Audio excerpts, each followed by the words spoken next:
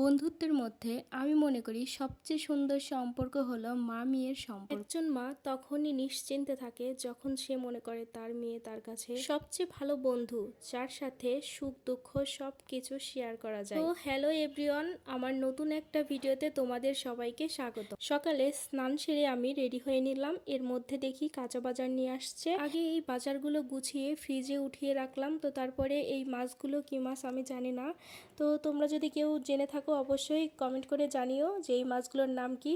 তো তারপরে আমি খুব একটা মাছ কাটতে পারি না, তারপরেও মাছগুলো কেটে ফেললাম। আর আজকে রান্না করেছিলাম মাছের ঝোল আর সাথে আলু ভাজি করে নিয়েছিলাম। তো এরপরে রান্না শেষ করে আমার পুচকুটাকে স্নান করিয়ে জামা প্যান্ট পরিয়ে দিলাম। পর মেয়ে পড়তে যাবে, তো মেয়েকে ডাকলাম যে মা আয় তোকে আমি চুল বেঁধে দিই। তো তারপরে ওকে একটু চুল বেঁধে দিলাম সুন্দর করে।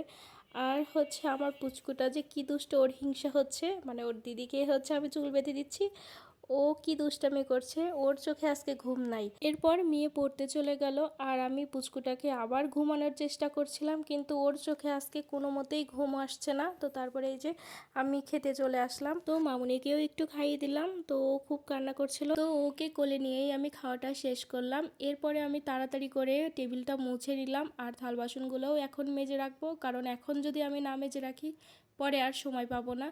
তো তারপরে এই যে থাল বাসনগুলো মাজা হয়ে গেল। এরপরে আমি চলে গেলাম বিছানা গুছাতে, কারণ দুপুরে খেয়ে ওর বাবা একটু শুয়েছিল। তো তারপরে ও দোকানে চলে গেছে জন্য পুরো বিছানাটা আমি গুছিয়ে ফেললাম।